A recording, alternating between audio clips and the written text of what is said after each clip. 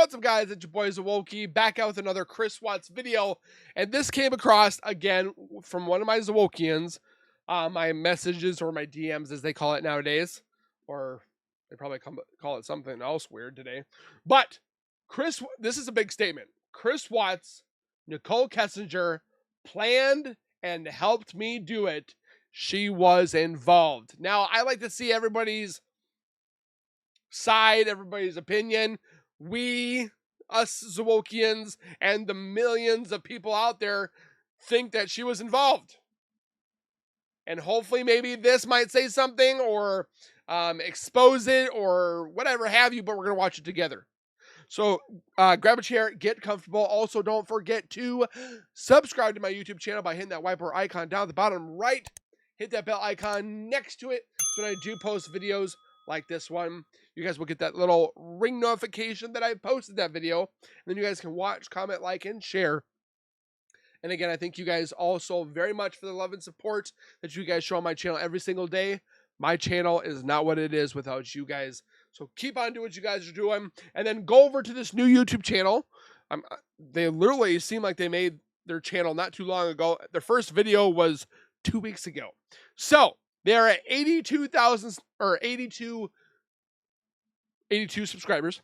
Go give them some love. Subscribe, comment, like, and share. You know the deal. Definitely want to give the love to the small channels because why not? I love to help. But let's get into this video that they posted a few days ago. Let's take a look.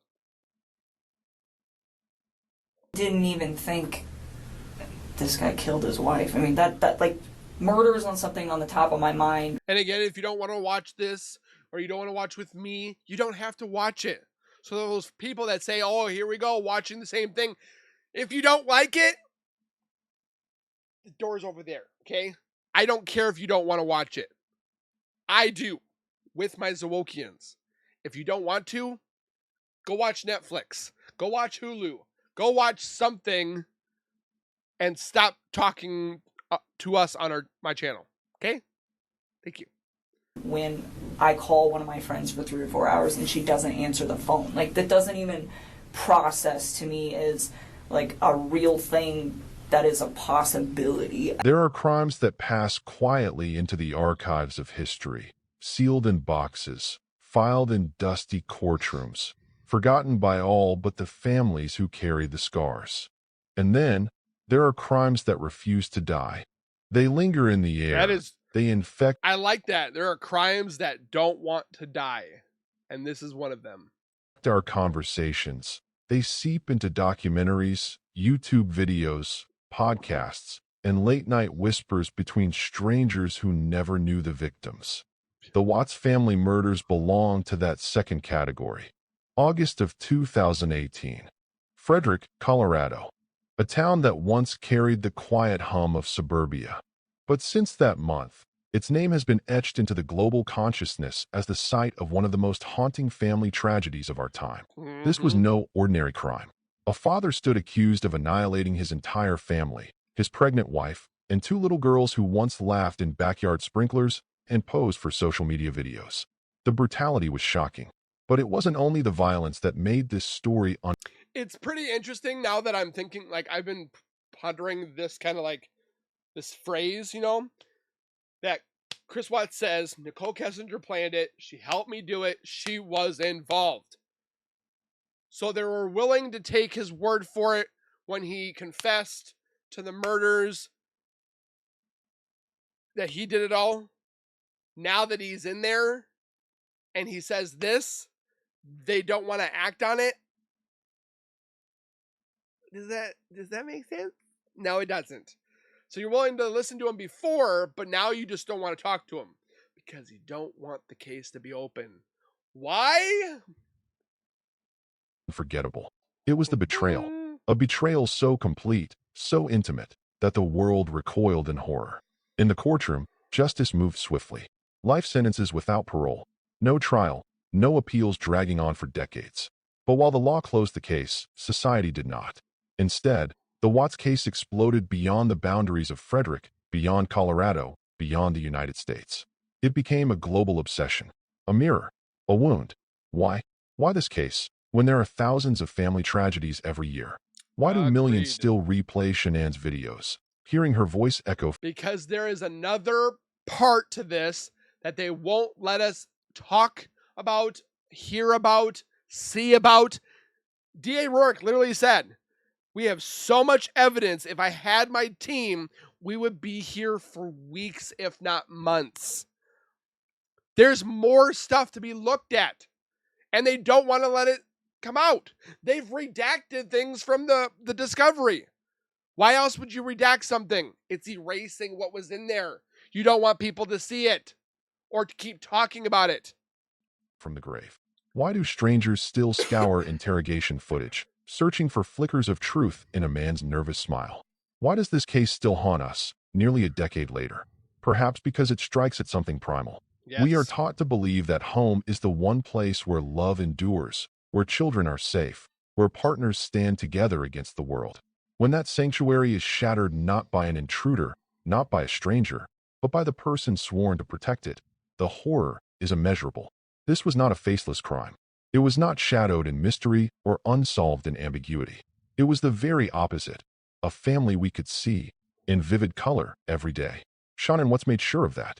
Her Facebook page was a stage where her daughters danced, and I also see her for being a great person, woman, leader. And with people talking bad about her, I don't want that to like, I've defended other people from bullies. That's who I kind of am. Is I joined the military. America's got bullies. I joined being my faith with the Lord, and we have enemies, the demons, the devil, the evil side. I'm always wanting to do the right thing. And I feel that she was doing the right thing. She was trying to fix her marriage. I still don't know why these people will nitpick at her all because she didn't give her kids a candy bar or a protein bar, or like the things that they're coming up with, and the grotesque designs that I've been seeing on Facebook that using chat. This woman is gone. Rest in peace, as in do not disturb her by making these weird claims. And I don't know what their basis is for just trying to destroy this woman and her legacy, or making it seem that murder should be valid in this case. You cannot define this murder as valid. It's not a crime of passion. It's not a crime of love or murder of love. He murdered her to remove her from this earth so he could start over. You know the delete button? He wanted to delete her. You don't get to do that and get away with it. Miles seemed endless, where health struggles were transformed into inspiration, and where her love for her husband was broadcast to all. And then it all fell apart. In a courtroom in I'm not going to lie, I'm kind of jealous that Shanann would like boost about Chris and say, oh, Chris is an amazing woman, or a husband and great father. Like my fiance tells me I'm a great spouse, and but sometimes you just kind of want to read it, you know? Greeley, Colorado, the silence was deafening. A pregnant mother and two small children were gone. A man in a prison jumpsuit sat behind a table, his life stripped down to shackles and shame. And yet, even in that silence, the questions did not stop. They multiplied. They spread. Why did he do it? What darkness festers in a man who can look into his children's eyes one moment? And that's the thing too, is you can shut down a channel for talking about the Chris Watts case because it's disrespectful of how they've gone about doing it. Do you notice that the 1,000 of YouTube channels that do talk about it against Chris and not for Chris? Like, even if you tried to silence all these channels that some of these Shanann haters are doing, if you cut off their head, two more shall take its place. Like, you can get rid of a YouTube channel, but 2 more are going to be made in its place. Cut off that one, another one is going to come out. Cut off that one, another one's going to. The Chris Watts case will never be silent until they actually talk to NK or actually tell us, hey, yeah, she wasn't involved. Here's all the evidence. We haven't even got that. We were just told she's not involved. She hampered with the investigation, though. She deleted a lot of stuff. Her phone pinged there, but you got to take our word for it. No, we're not going to take your word for it. We want to see the hard proof. We want to see the documentation. We want to look at it in front of our faces. Not like, oh yeah, okay, Dan Rourke says she wasn't involved. Okay, we believe you. No, we don't. No. and extinguish their lives the next. What happened behind the closed doors of that suburban home? Doors that cameras never captured. And why? Why, above all, does this case still cut so deep, years after the gavel fell? The answer is not simple. It lies in the fractures of a marriage, in the war between appearances and reality, in the financial despair that erodes trust, in the health struggles that drain energy, in the tensions between families that never heal. But it also lies in us. In a digital age where we watch other people's lives unfold on screens, we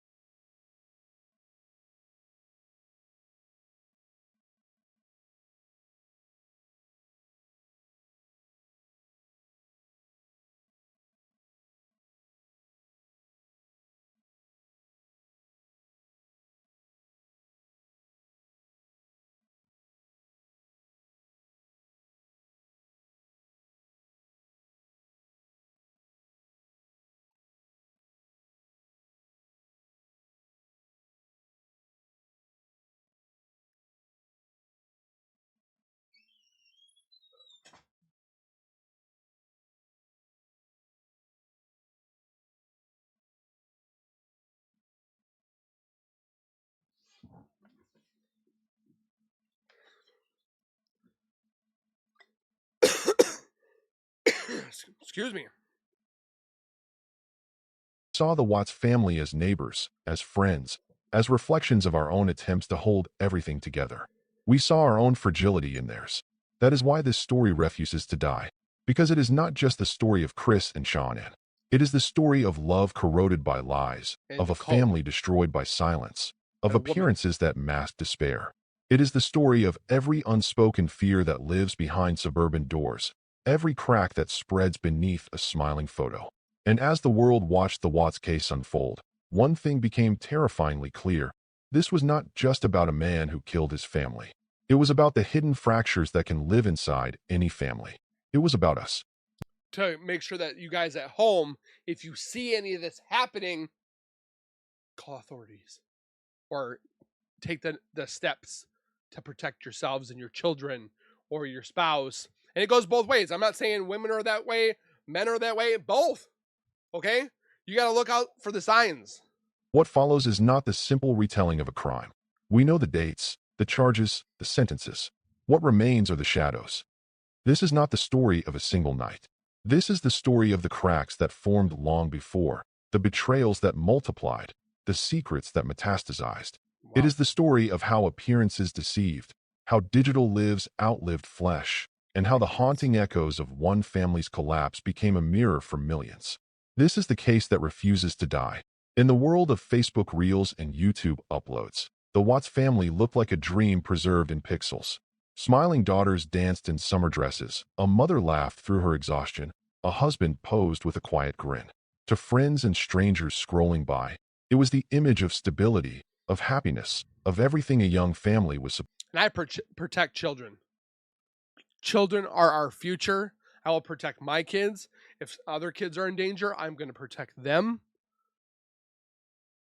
because they deserve to grow and learn and love and smile and have all these memories. They deserve to have them. And even Nico, he deserved to be born. He deserved to be held by his mom and dad at the time. He deserved to have those baby giggles and eat certain foods and play with Dieter and go to a, like, I just wish that everybody got to feel what it's like to have all those memories, you know? And when people get taken away sooner, it bothers me just because, like, they weren't able to have kids or they weren't able to have grandkids or go on this trip or that trip. And some people may look at it like, well, what the hell are you talking about? I'm a big person with memories. And the memories that I've had with my children and my parents and my childhood, it really, I don't know. I love how, I mean, not everybody has a great past or marriage or something like that. And I just wish you were able to decide. When I say decide to remember or not, because I feel like some people, they try to push out the memories.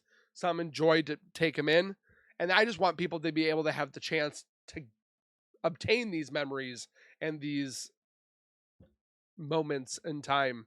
It's kind of like watching that moment of or the clip of, what was that, Inside Out, where they were making memories, core memories, about good things, bad things, sad things, and so forth.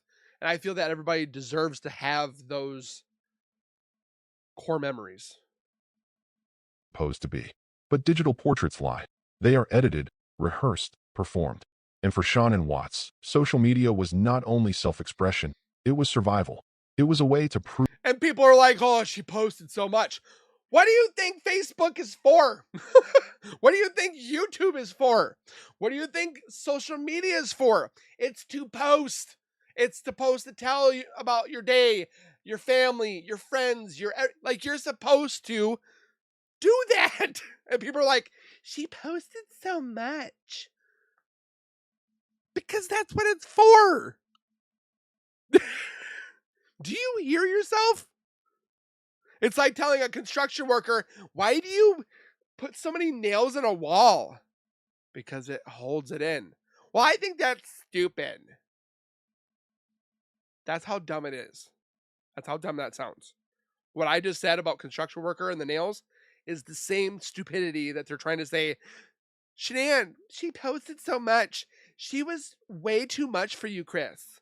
We know what she was like. What? to herself and to the world that the chaos behind closed doors could be managed. She was a That love determined could woman. be curated. That sickness and debt and loneliness could be concealed under the soft glow of filters and likes. Every clip of her daughters laughing was a prayer that their lives would look as whole as she longed for them to be. Plus, you put things on Facebook because you can see those memories. Every single day, I got a memory from 7 years ago, 10 years ago. Like, I get those memories, and it's kind of nice. It's like those memories I want to, like, pop up in your head, but it pops up on Facebook. I remember when I had my son 13 years ago. I remember when I got Sadie for the first time. I bought my first car. It's all on there. But people are like, oh my gosh, she posts so much. Every video testimonial about her work or her marriage was a shield against the truth she felt slipping through her fingers. In a world where validation is currency, Shanann fought to keep her family alive with smiles broadcast to strangers. And yet, inside the same walls, something entirely different grew. Chris became quieter, his eyes duller. His phone was always near him, his smile less frequent. The daughters noticed absences their young minds could not explain. I hate when people, they just do this all day. Oh, yes. Oh, like, disconnect yourself. I know I'm a person of YouTube that I want you to watch my videos and stuff like that, but give yourself a day where you don't touch this at all. And then try it for 2 days. Or first start with an hour. Then try it 24 hours. Then try it a week. Try. Because you'll never understand the disconnection that you have when you put this down and you actually talk with your friends, your family, your dogs, I don't know. It just seems like everybody is into this thing. We're getting off subject. Okay. Blaine. Friends saw subtle changes. Texts unanswered, conversations shorter, tension that hummed below the surface. To the outside world, the Watts family was enviable. To those closest, something was wrong. But no one could measure just how deep the cracks went. The tragedy of this chapter is not only what would come later, but what it reveals about us. About the world we live in now, where families measure their worth by the perfection they display, where pain is hidden behind endless performance. Shannan believed in her digital stage because it was the only stage left to her. And millions of us believed it too. That is why the betrayal to come shattered so completely. The public felt robbed of the illusion they had been complicit in consuming. Strangers wept for children they never met, for a mother they only knew through her phone camera, because through Shanann's lens, they had been invited into her home. And when that home was destroyed, the audience felt the collapse as if it were their own. A family on display, a family adored, a family already unraveling. It's like when Charlie Kirk got murdered, assassinated. I bawled my eyes out. I've never met the man. But his words, his teachings, his voice, it spoke to me. It bothered me when he was killed. And like Paul Walker, when he died, he was an advocate for children and trafficking and all that stuff. He wanted to get the children safe. And then something happened to him. Coincidence? I don't know. But I want to fight for the good people. And the good that we're supposed to be doing amongst the world and each other. Not hate, not evil, not darkness. Behind the curtain. This was not the story Shannan thought she was telling, but it is the story the world will never forget. Behind every perfect photograph was a ledger of debts, arguments, and unspoken fears. The Watts home, neat and ordinary from the outside, carried the weight of financial collapse within its walls. Bankruptcy papers still whispered from years past. Credit card balances climbed. Mortgage payments slipped. For Shannan, every dollar was stretched, every plan a fragile balance between survival and appearances.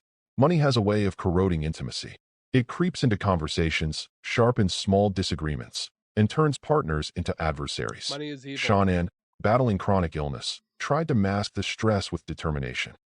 And also, money doesn't make you a better person. I hate how the haters are like, oh, the YouTubers are making so much money.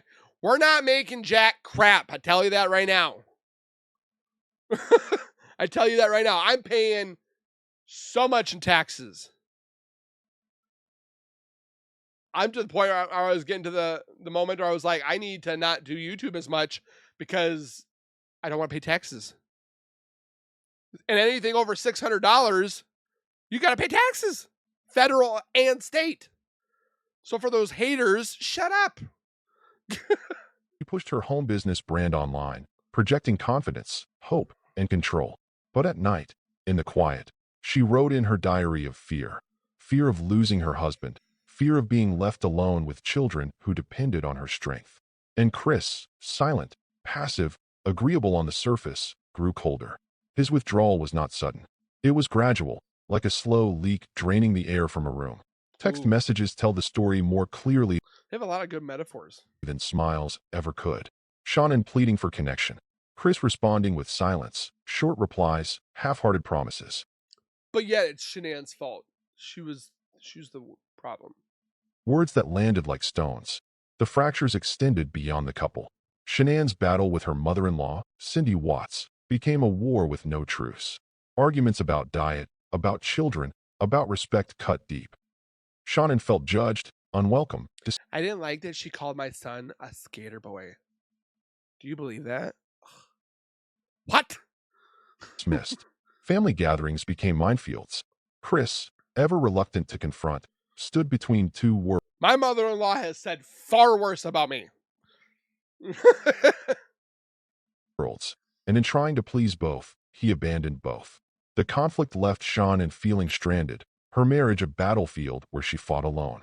Friends recall her exhaustion. They remember the way her voice cracked when she spoke of her marriage, how she confided in whispers that she was trying to hold everything together for her girl. It sounded like, too, she was scared about losing her family.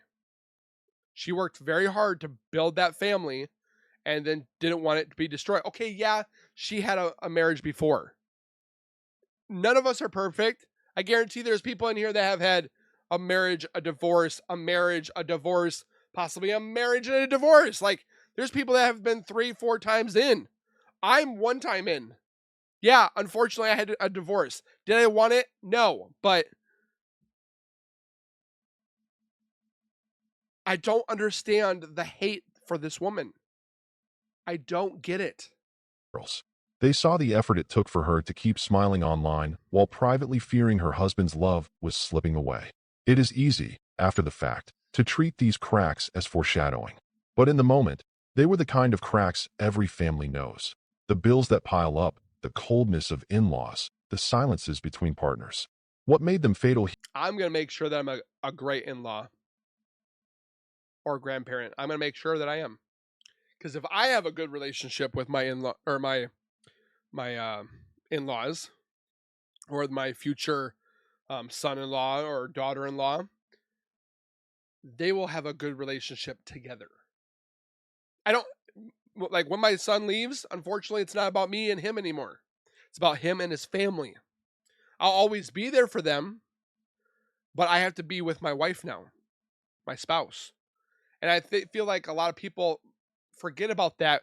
When your child leaves, yes, they'll always come home for holidays, or maybe they won't.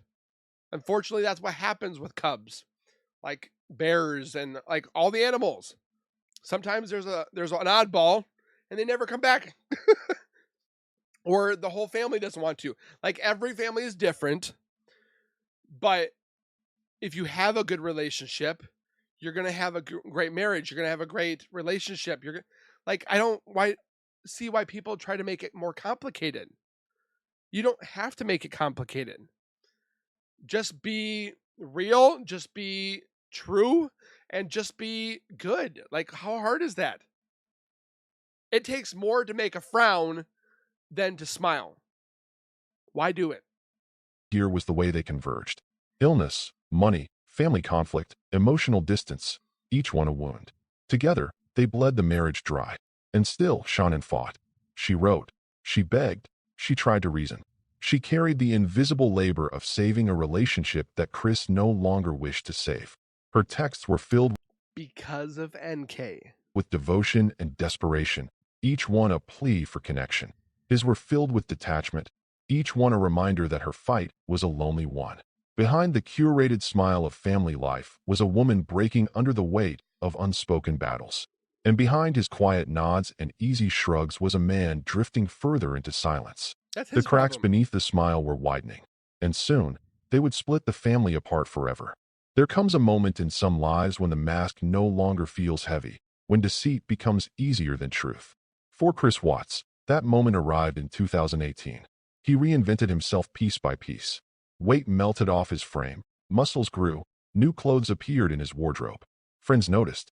Even Shanann, clinging to the last threads of hope, saw the change and wrote in her diary that her husband seemed distant, distracted.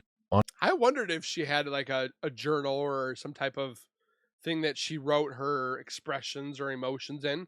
Some people do it. Some people talk to their parents. Some people talk to their friends. It's all how you vent, kind of thing.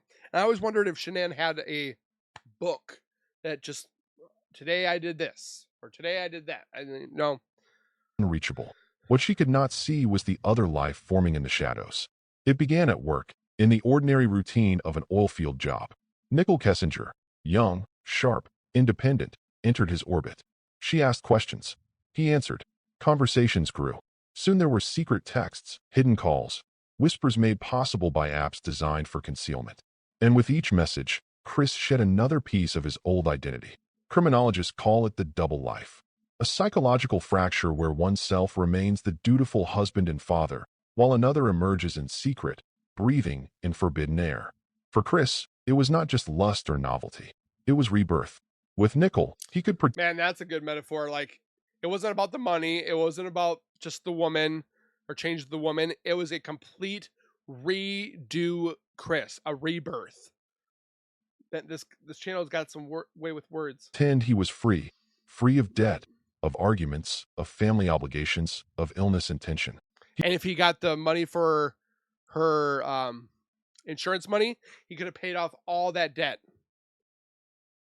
So he was killing two birds with one stone, is what his thoughts were. Or Nicole's. Who knows? He could imagine himself as a man starting over. But double lives demand silence. They feed on lies. Every smile to Shanann was a betrayal. Every hug to his daughters carried the weight of deceit.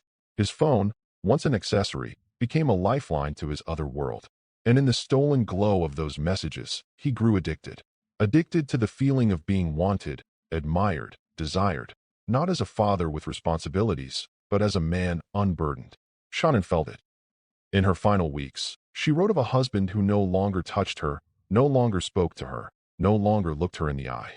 She begged him to tell her what was wrong, begged him to fight for their... Sounds like she liked her physical relationship part. She wanted to be looked at. She wanted to be touched, loved, and caressed. And what's wrong with that? Some people are not as physical.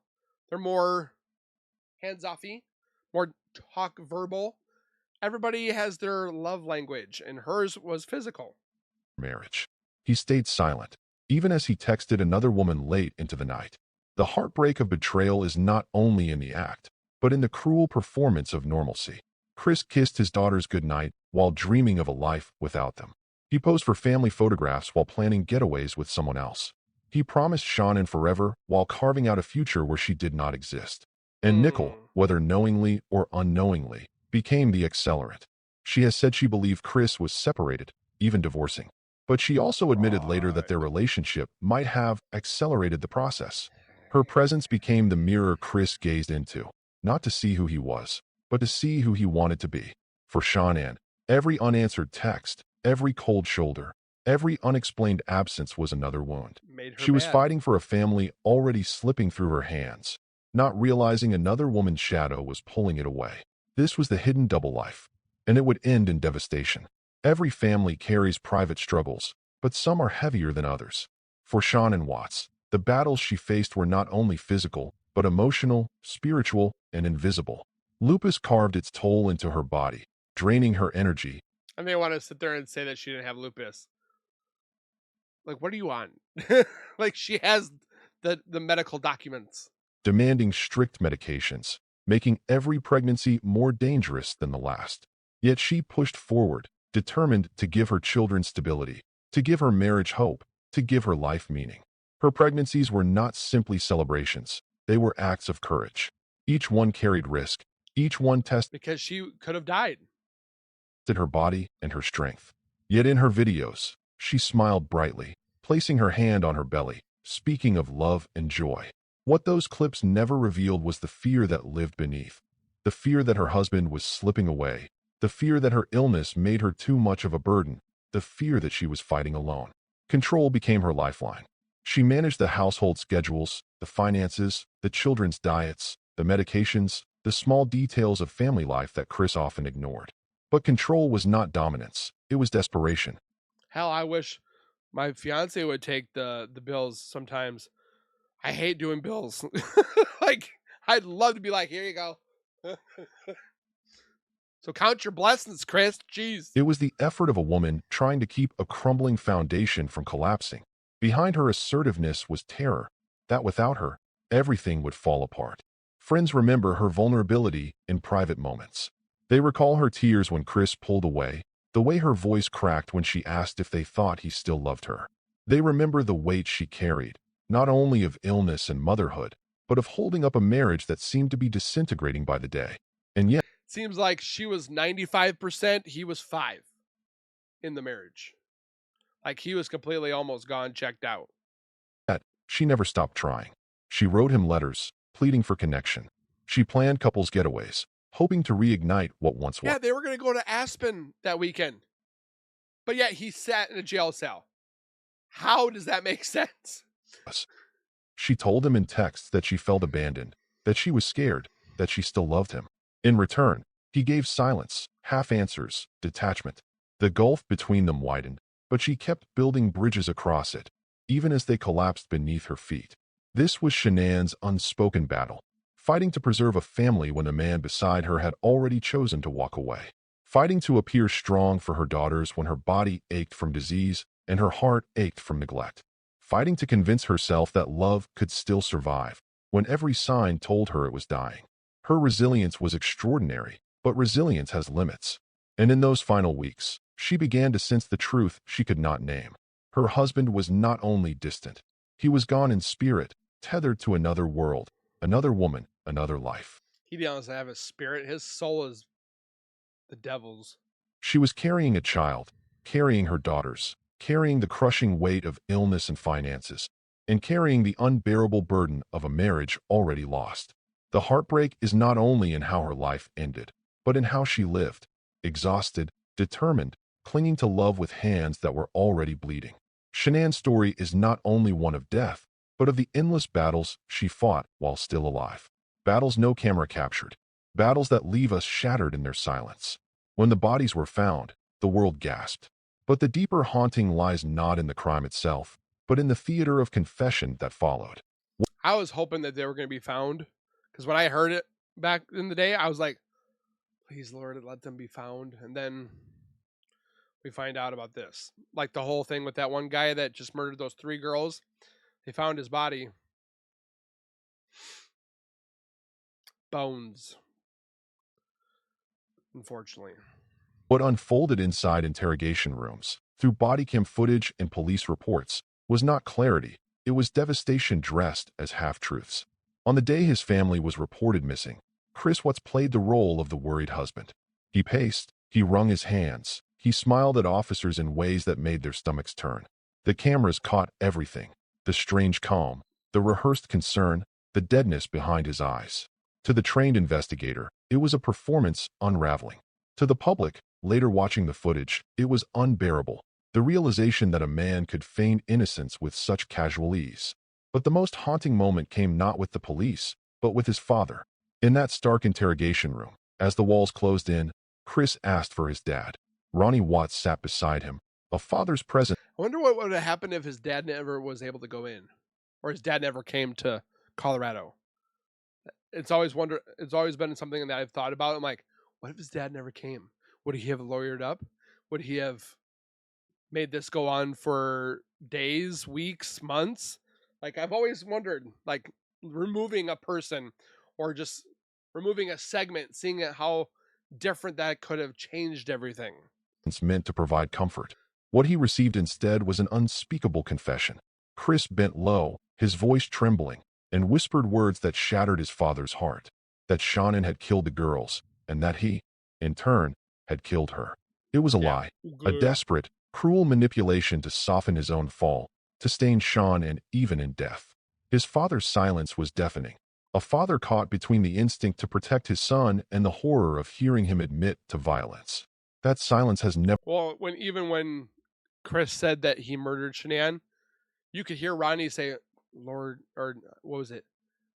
Dear Lord, son, like, what did you do?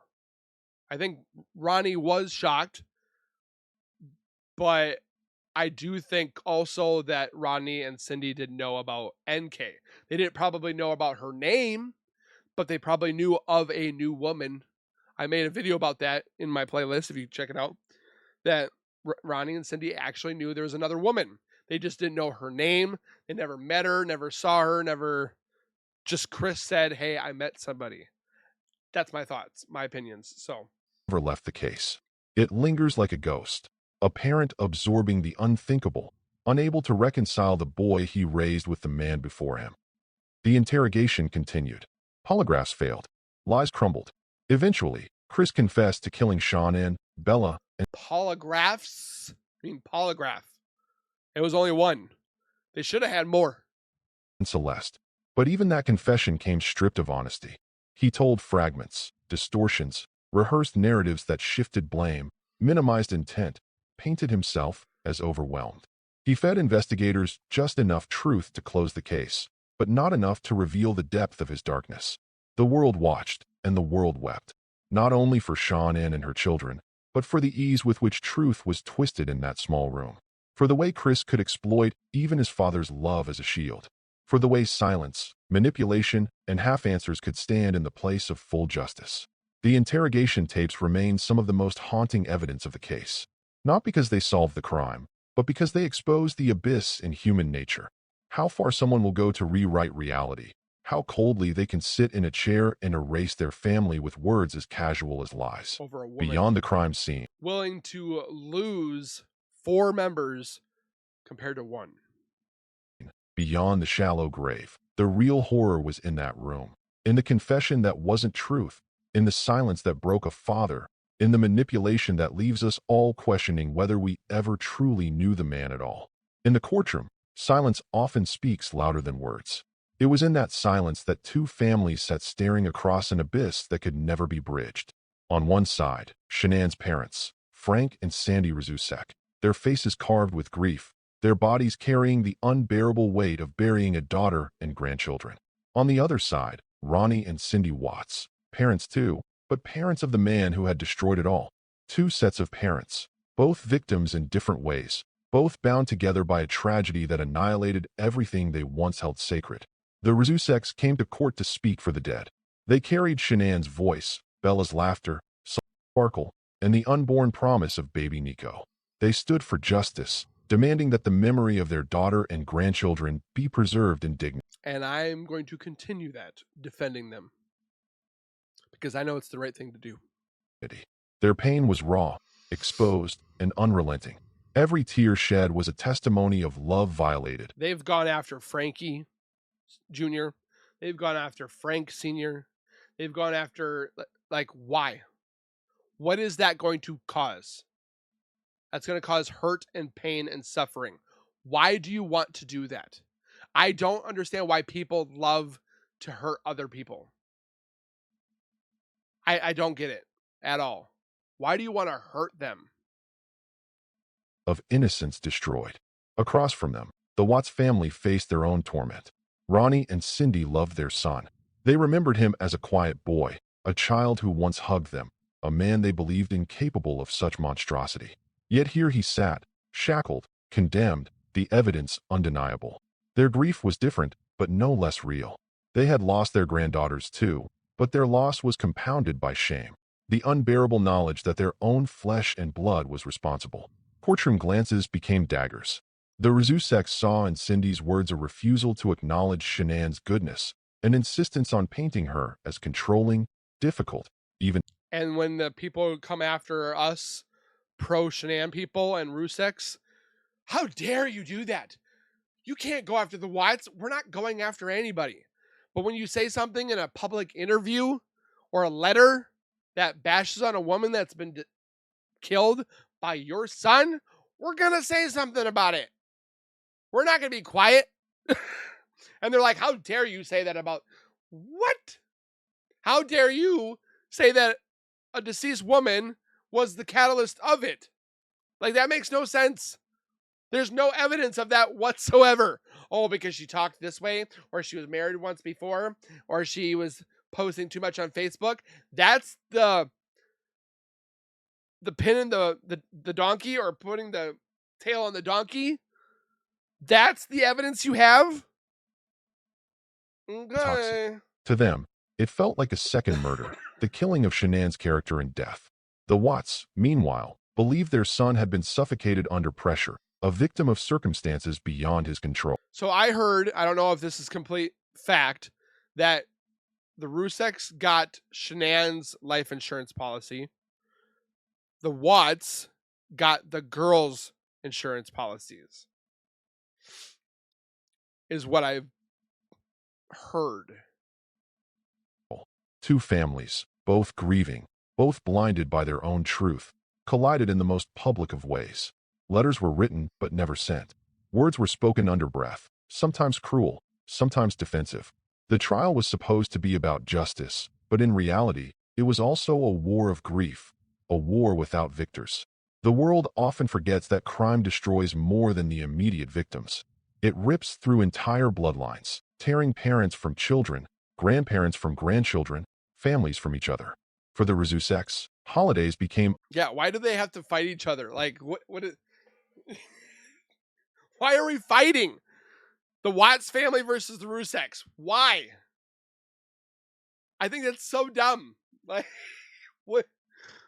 unbearable reminders of empty chairs. For the Watts, every family gathering became a shadow of shame, the ghost of a son alive but forever gone. The image of both families sitting in that courtroom remains one of the most heartbreaking symbols of the case. The Rebirth clutching tissues, fighting to breathe through sobs. The Watts staring at the ground, silent, broken, unable to reconcile the boy they raised with the man condemned before them. No reconciliation was possible. No peace was offered. The courtroom was not only the site of sentencing, but of permanent rupture. A family divided, not by disagreement, but by devastation so complete that the very idea of forgiveness seemed impossible. And in that room, beneath the weight of grief and silence, the truth settled like dust. No family survives murder intact. Long after the verdict was read and the prison doors clanged shut, the Watts case refused to fade. Instead, it grew louder, spreading like wildfire through living rooms, phones, and laptops around the world. For the first time, a family annihilation was not just reported, it was considered. This case has gone to the far corners of the earth. That's how much this case is. I've had people messaging me from all over the world. I had one from Antarctica. How? One of my comments, they're like, hey, from the center of the world. I'm like, what? Antarctica. I'm like, what?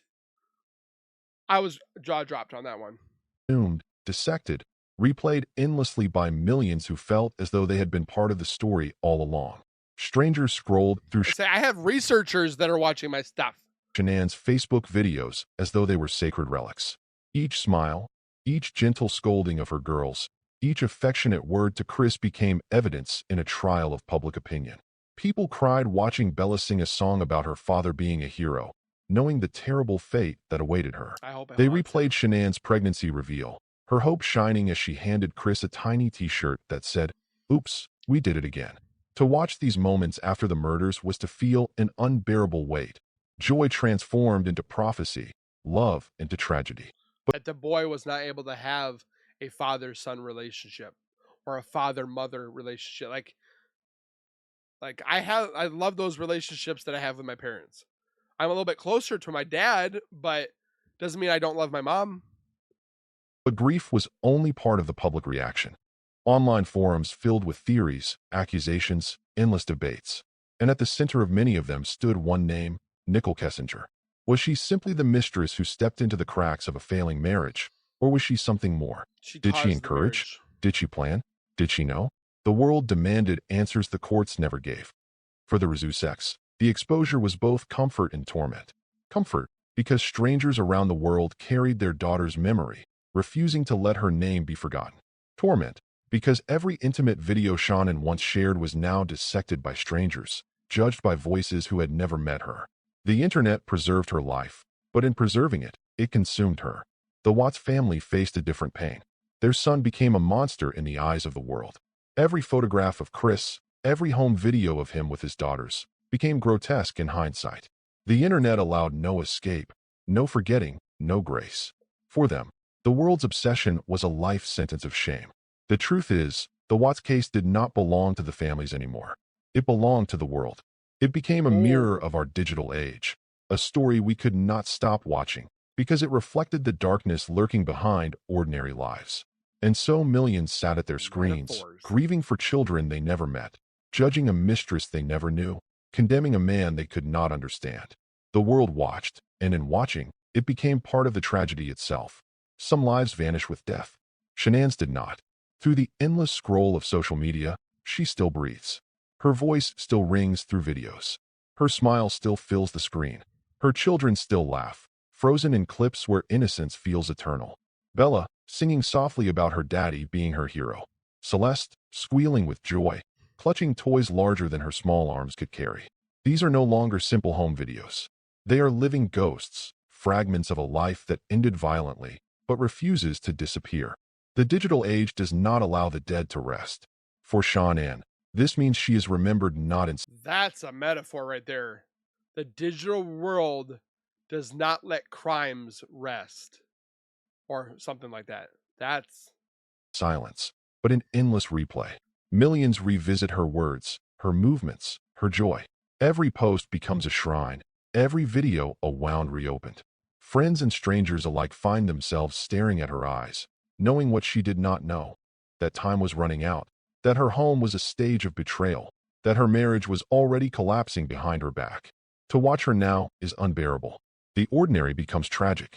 A simple smile at Chris in a video feels like or like her walking through the front door. We all want to stop her, but we can't. a dagger, because the viewer knows he was already gone in spirit. Every moment she spoke of hope becomes a prophecy betrayed. Her videos, once meant to inspire, now carry the weight of a requiem. And yet, they endure. Shanann's digital footprint has outlived her body, making her story eternal. Unlike generations past, where Wow. victims faded into photos tucked in boxes, Shannan exists in the cloud, her presence one click away. For her family, this is both comfort and torment. Comfort, because her daughter's laughter can still be heard. Torment, because that laughter will never be heard again in reality.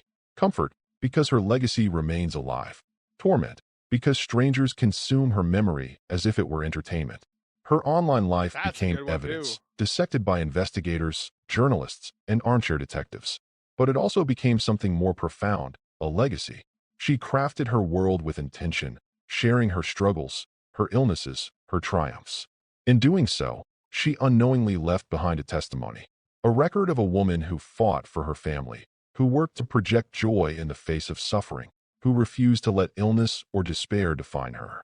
Bella and Celeste live on too, not only in the memories of loved ones, but in images replayed across millions of screens. Their voices echo through the years, forever young, forever innocent, forever preserved. This is the bittersweet curse of digital immortality. The world never forgets, but the remembering is agony. Shanann, Bella, Celeste, and Nico became eternal not by choice, but by tragedy. They became living ghosts in an age where death is no longer an end. Well, they now are immortal. So I can't see what better way of we wish they would rather be here, but we know that they are eternally living in the heavens as immortals. Ending, but a loop of images and sounds we can never silence. The family Chris destroyed will never fade into history. They will remain here, in pixels and memory, haunting us every time we press play. Inside the steel silence of a Wisconsin prison, Chris Watts lives a life stripped bare. No family photographs. No laughter of children echoing down hallways. No wife's voice calling his name. Only cinderblock walls, the rhythm of locked doors, and the hollow weight of what he has done. Here, in his cell, Chris became a man of shifting confessions. At first, he painted himself as overwhelmed, a victim of rage, a man pushed beyond reason. Later, he spoke of premeditation, of planning. His words changed with the seasons, like a prisoner rewriting his own history, searching for a version of himself he could tolerate. Religion filled the void. He clutched Bibles, spoke of forgiveness, called himself reborn. But his faith sat uneasily against the reality of his crimes. Each letter... Does anybody feel like he's reborn? Let me know at our marker or time marker 3524. Do you believe that he's been reborn? Or do you think he's still the same psychopath that he is? he wrote was stained with contradictions, remorse tangled with excuses, humility paired with blame. In one breath, he called himself damned. In another, he called himself saved. And always, her name returned. Nicholkessinger, the mistress he once adored in secret, now transformed into a phantom he blamed. In prison conversations, he cast her as a Jezebel, a temptation that lured him into darkness. He spoke as though she were the spark that ignited the fire. Yet investigators never found evidence she planned the murders, never Because they didn't try. charged her with a crime. Still, She came in, was like, I want to make a deal. And they were like, sure, we'll do that. Why? Because she wanted protection. She wanted to be not used if it went to trial.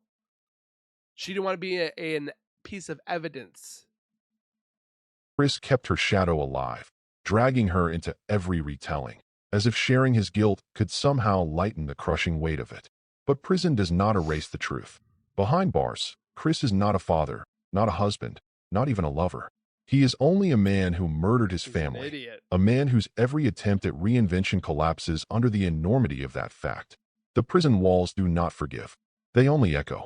And in that echo lives the Ooh. silence of Shanann, Bella, Celeste, and Nico, a And the picture that he has of them on his wall. silence Chris can never escape. Even after confessions, after courtrooms, after prison doors slammed shut, the Watts case remains full of silence.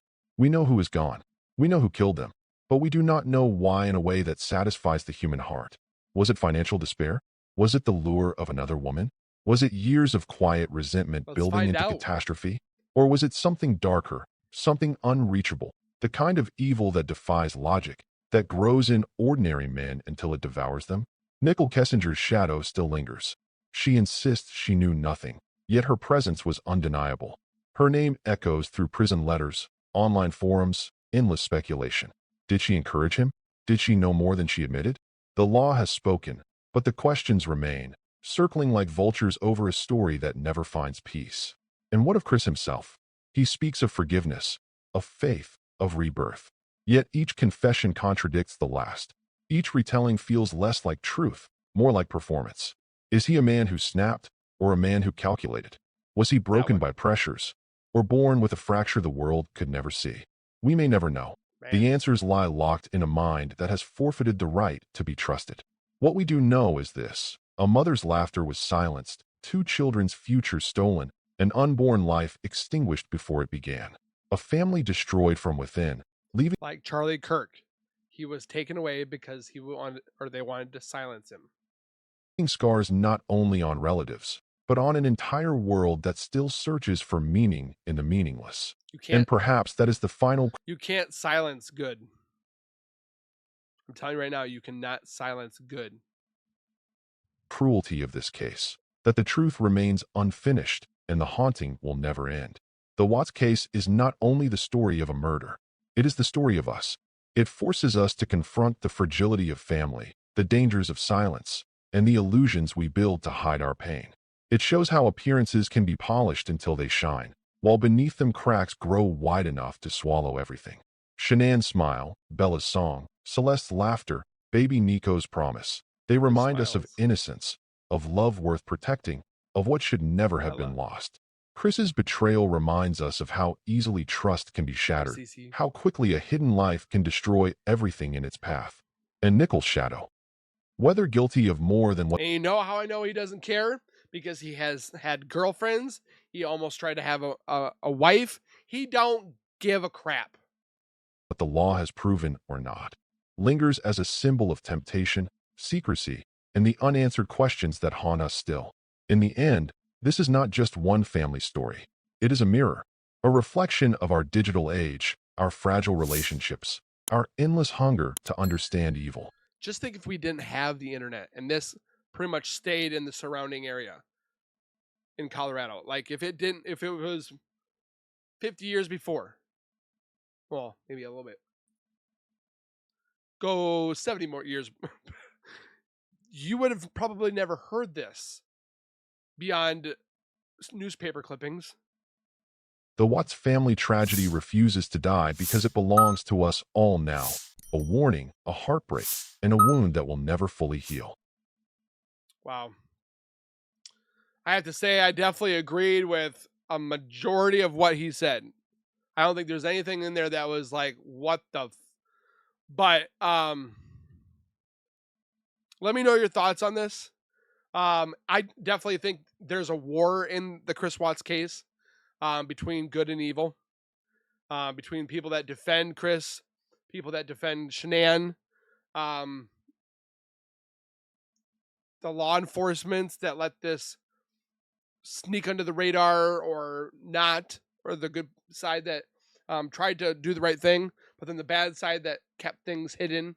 Um, there's definitely a war amongst the Watts case of good and evil. But again, like we said, why does the law enforcement want to believe Chris that he murdered his kids and his wife, but now that he says, no, ho, I'm not the only one. Nicholkessinger, she planned it and she helped me.